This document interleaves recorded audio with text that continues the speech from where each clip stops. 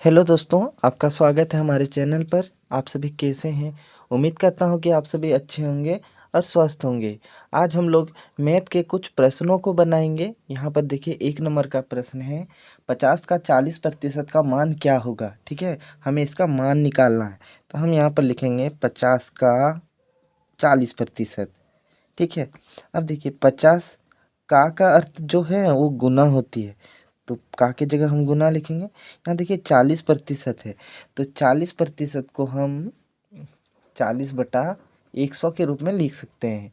अगर 20% है तो 20% को 20/100 के रूप में लिखा जाता है। तो यहाँ 40% है, तो इसे हम 40/100 के रूप में लिखेंगे। अब देखिए, ऊपर का एक जीरो और नीचे का एक जीरो दोनों कट गई। फिर देखिए, यहाँ ऊपर का एक जीरो नीचे का एक जीरो कट गई, तो बची क्या? 5 गुना 4। ठीक है, अब हम इसे गुना कर देंगे। 5 चौक कितनी होती है? तो 20। ये हमारा आंसर आ गया। यहाँ पर दूसरा नंबर का प्रश्न है, संख्याओं 14 और 28 का महत्तम समार्थक एचसीएफ जो है वो 14 है। इनका लघुत्तम समवर्ती क्या होगा? तो इसमें हमें एलसीएम निकालना है, लघुत्तम निकालना है। तो यहाँ पर देखिए, यहाँ पर संख्या दे दी गई है। ठीक है, तो यहाँ पर पहला जो संख्या है, पहला संख्या कितनी है? तो 14 है। ठीक है, पहला संख्या ये 14 है, जबकि दूसरा संख्या 28 है। और इसके बाद देखिए महत्तम, यहाँ पर महत्तम जिसे एचसीएफ के रूप में हम लिखते हैं, ये कितनी है? इंग्लिश में एचसीएफ के रूप में लिखते हैं, तो ये 14 है। ठीक है, और हिंदी में महत्तम कहते हैं इसको। ठीक है, तो हमें लघुत्तम समवर्ती निकालना है। देखिए, एक फार्मूला होती है, वो क्या होती है? तो एलसीएम मतलब लघुत्तम समवर्ती गुना एचसीएफ। महत्तम समावर्त, लघुत्तम गुना महत्तम बराबर होती है पहला संख्या गुना दूसरा संख्या, या हम ऐसे कह सकते हैं संख्याओं का गुणनफल, जो भी लिखने का मन है। ठीक है, या आप पहला संख्या गुना दूसरा संख्या लिखिए, या संख्याओं का गुणनफल लिखिए। तो लघुत्तम गुना महत्तम, एलसीएम से लघुत्तम होता है और एचसीएफ से महत्तम होता है। तो लघुत्तम गुना महत्तम बराबर पहला संख्या गुना दूसरा संख्या। तो देखिए, यहाँ पर एलसीएम दिया गया नहीं है, हमें यही निकालना है, एलसीएम निकालना है, लघुत्तम निकालना है। एचसीएफ यहाँ महत्तम कितनी है? तो ये 14 है। पहला संख्या 14 गुना दूसरा संख्या 28 है।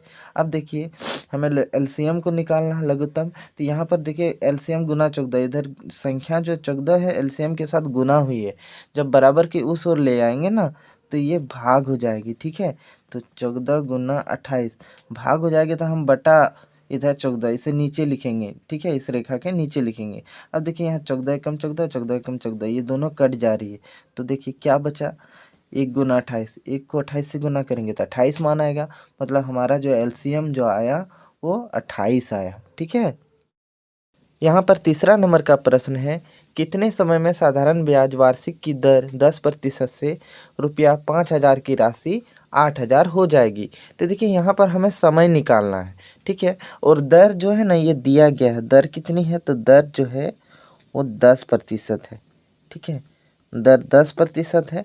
5,000 की राशि 8,000 हो जाएगी, मतलब यहाँ मूलधन जो है, मूलधन 5,000 रुपया है। मूलधन 5,000 रुपया है, ये 8,000 हो जाएगी कितने समय में? तो यहाँ 8,000 जो है यहाँ मिश्रधन है। ठीक है, मिश्रधन है, सॉरी मिश्रधन, ये कितनी है? तो 8,000 रुपया है। देखिए, यहाँ पर साधारण ब्याज नहीं है, हमें साधारण ब्याज सबसे पहले निकालना है। ठीक है, उसके बाद हम लोग समय निकालेंगे। तो साधारण ब्याज का फॉर्मूला जो होगी, मिश्रधन घटा मूलधन। ठीक है, मिश्रधन घटा क्या होगी? तो मूलधन होगी। मिश्रधन घटा मूलधन। मिश्रधन 8,000 रुपया है, घटा मूलधन, मूलधन 5,000 रुपया है। अब 8,000 में 5,000 घटाते हैं तो 3,000 मान आती है। तो हमारा साधारण ब्याज जो आया वो 3,000 आया। अब हमें समय निकालना है। देखिए, समय का जो फॉर्मूला जो होती है ना, वो होती है साधारण ब्याज गुना 100। ठीक है, हम सिर्फ ब्याज लिखते हैं, ब्याज गुना 100 बटा मूलधन गुना दर, मूलधन गुना दर। ठीक है, ये समय का फॉर्मूला होता है। अब देखिए, ब्याज कितना है? तो 3,000 रुपया है, हम 3,000 को लिखते हैं गुना 100, और मूलधन कितनी थी? 5,000 रुपया, और दर 10%। ठीक है, अब हम इसे कटाते हैं। देखिए 1 जीरो 1 जीरो ये कट गए, इधर का फिर 1 जीरो कट गए, यहाँ पर 2 जीरो फिर 2 जीरो कटा देंगे तो ऊपर में देखिए 30 बचा, नीचे 5, दोनों जो है 5 से कट जाएगी, 5 कम 5, 5 छक 30। ठीक है, तो समय जो आया ये 6 वर्ष आया, ये हमारा आंसर आ गया। 4 नंबर के प्रश्न में हमें घनाभ का आयतन निकालना है। ठीक है, घनाभ का फिगर जो है ना कुछ इस प्रकार से होती है, कुछ इस प्रकार से ये घनाभ का फिगर होती है। ठीक है, ये घनाभ की आकृति होगी। यहाँ लंबाई जो है ये 20 मीटर है, ये लंबाई है, ये पोर्शन ये 20 मीटर है, चौड़ाई 10 मीटर है। ठीक है, ये चौड़ाई वाला पार्ट है तो ये कितनी है, तो 10 मीटर है, हम यहाँ लिख देते हैं 10 मीटर।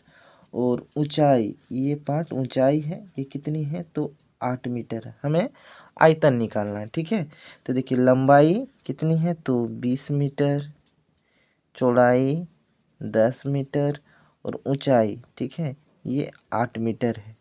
लंबाई को L से, चौड़ाई को B से और ऊंचाई को S से डिनोट करते हैं। हमें आयतन निकालना है, घनाभ का आयतन।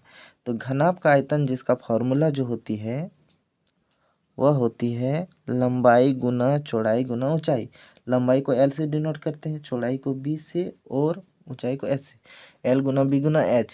देखिए L ये 20 मीटर है, चौड़ाई 10 मीटर और ऊंचाई ये 8 मीटर है। अब हम सबका गुना कर देंगे। ठीक है, देखिए 2 कम 2, 2 अट्ठे 16, यहाँ पर 2 जीरो लगा है, 2 जीरो लगा देंगे तो 1600 मीटर क्यूब हो जाएगी। ये हमारा आंसर है।